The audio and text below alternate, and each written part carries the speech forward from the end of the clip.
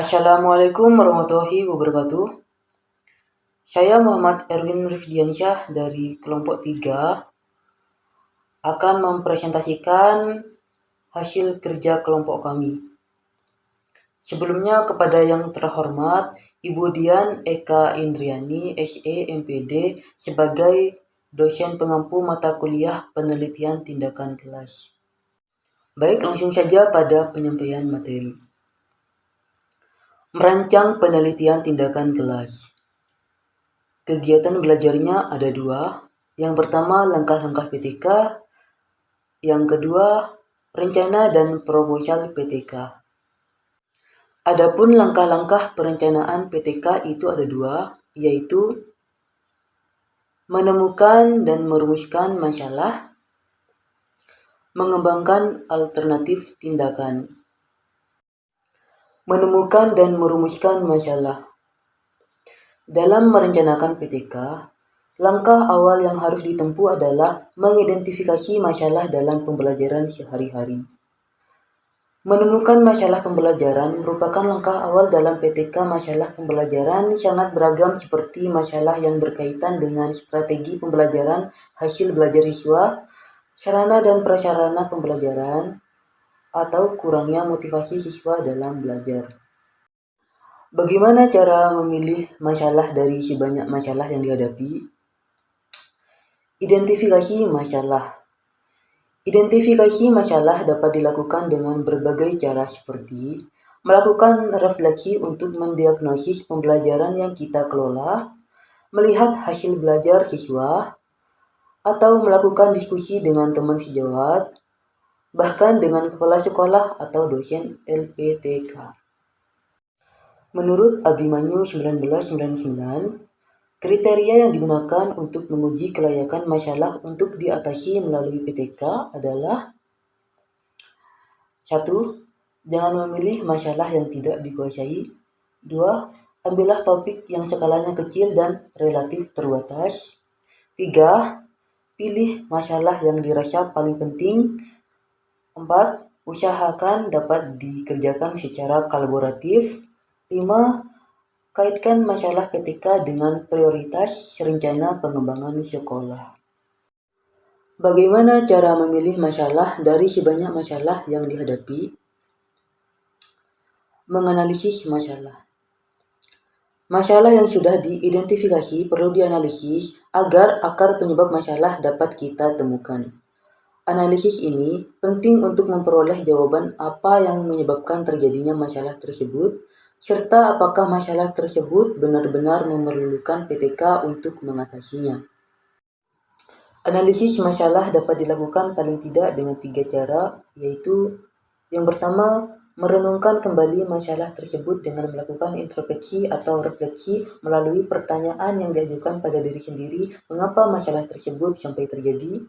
Yang kedua, bertanya kepada siswa baik melalui angket maupun wawancara langsung tentang persepsinya terhadap pembelajaran. Yang ketiga, menelaah berbagai dokumen seperti pekerjaan rumah siswa, soal-soal ulangan, serta hasil ulangan atau latihan siswa. Analisis terakhir, jika akar penyebab masalah sudah ditemukan. Merumuskan masalah. Berdasarkan akar penyebab masalah, kita dapat merumuskan masalah pembelajaran dalam bentuk masalah atau pertanyaan penelitian yang akan dicari jawabannya dalam PTK. Sehubungan dengan itu, rumusan masalah dibuat dalam bentuk kalimat tanya, mengandung aspek yang akan diperbaiki dan upaya mengembangkan alternatif tindakan. Setelah masalah dirumuskan, hal berikut yang perlu dilakukan adalah mengembangkan tindakan perbaikan yang diperkirakan dapat mengatasi masalah pembelajaran. Adapun hal-hal yang dapat dilakukan untuk mengembangkan tindakan perbaikan itu ada 3. Yang pertama, kaji teori-teori yang relevan. Kemudian, tetapkan teori mana yang kira-kira sesuai diterapkan untuk mengatasi masalah tersebut. Yang kedua, berdiskusi dengan pakar pembelajaran untuk menemukan cara perbaikan atau memvalidasi teori yang sudah ditetapkan. Yang ketiga, kita dapat mengingat pengalaman kita sendiri dalam mengatasi masalah yang serupa. Setelah menetapkan alternatif tindakan, tindakan tersebut perlu kita kaji ulang dengan mencermati apakah alternatif tersebut sesuai dengan 1. Teori pembelajaran dan teori pendidikan. 2. Hasil penelitian yang relevan. 3. Hasil diskusi dengan teman sejawat, para pakar, dan peneliti lainnya. Yang keempat, pendapat dan saran pakar pendidikan. Serta yang kelima, pengalaman guru sendiri dalam melakukan pembelajaran. Kegiatan belajarnya ada 3. Yang pertama, menyusun rencana perbaikan. Yang kedua, menentukan cara mengumpulkan data. Yang ketiga, menyusun proposal PTK. Rencana perbaikan. Rencana perbaikan pembelajaran dibuat dengan menggunakan format yang hampir sama dengan format rencana pembelajaran. Bedanya, dalam RPP terdapat tujuan perbaikan, deskripsi kegiatan lebih rinci, pertanyaan, soal, dan kunci jawaban dicantumkan secara lengkap. Sedangkan dalam rencana pembelajaran, unsur-unsur tersebut tidak selalu ditulis. Untuk membuat RPP yang akurat dan dapat diandalkan dalam pelaksanaannya, perlu dilakukan langkah-langkah sebagai berikut. 1. Membuat skenario pembelajaran. 2. Menyiapkan sarana dan fasilitas. 3. Menyusun RPP secara lengkap. 4. Mensimulasikan pelaksanaan pembelajaran berdasarkan RPP untuk melihat kelayakannya. 5. Menyempurnakan RPP berdasarkan hasil simulasi. Menentukan dan mempersiapkan prosedur dan instrumen pengumpulan data. Pengumpulan data utama dalam PTK adalah guru, sedangkan data yang dikumpulkan pada dasarnya merupakan data kualitatif. Pada umumnya, setelah menyusun RPP dan mensimulasikannya, maka selanjutnya yaitu menentukan bagaimana cara mengumpulkan data dan instrumen apa yang akan digunakan.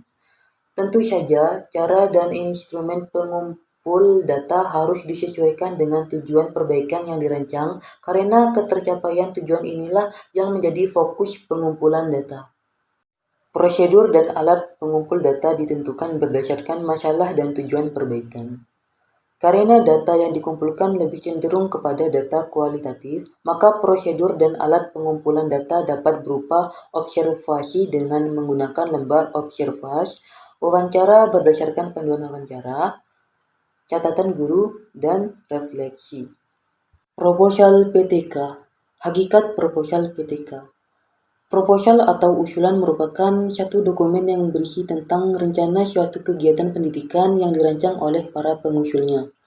Dokumen tersebut memaparkan secara jelas apa yang akan dikerjakan, mengapa hal tersebut dikerjakan, siapa yang terlibat dalam kegiatan itu, apa yang akan dihasilkan dari kegiatan itu, bagaimana dan kapan kegiatan tersebut dilaksanakan, serta yang tidak kalah pentingnya berapa anggaran yang diperlukan untuk melaksanakan kegiatan tersebut. Terkait dengan proposal PTK, hakikatnya juga tidak jauh berbeda dari proposal dalam bidang penelitian lainnya. Proposal ini diajukan oleh guru atau satu tim yang terdiri dari dosen LPTK yang berkolaborasi dengan guru untuk memenuhi satu persyaratan yang dikeluarkan oleh sponsor. Format proposal PTK ada 13, yaitu 1. Judul penelitian, 2. Bidang kajian, 3. Pendahuluan, 4. Perumusan dan pemecahan masalah, 5. Tujuan penelitian, 6. Manfaat hasil penelitian, 7. Kajian pustaka, 8. Rencana dan prosedur penelitian, 9. Jadwal penelitian, 10. Biaya penelitian, 11. Personal penelitian, 12. Daftar pustaka, dan 13. Lampiran-lampiran. Format proposal biasanya ditentukan oleh sponsor atau penyelenggara. Dari segi administratif, proposal dapat bervariasi, namun dari segi substansi ke-PTK-an pada umumnya sama. Terima kasih. Cukup sekian presentasi dari saya. Kurang dan lebihnya mohon dimaafkan. Wassalamualaikum warahmatullahi wabarakatuh.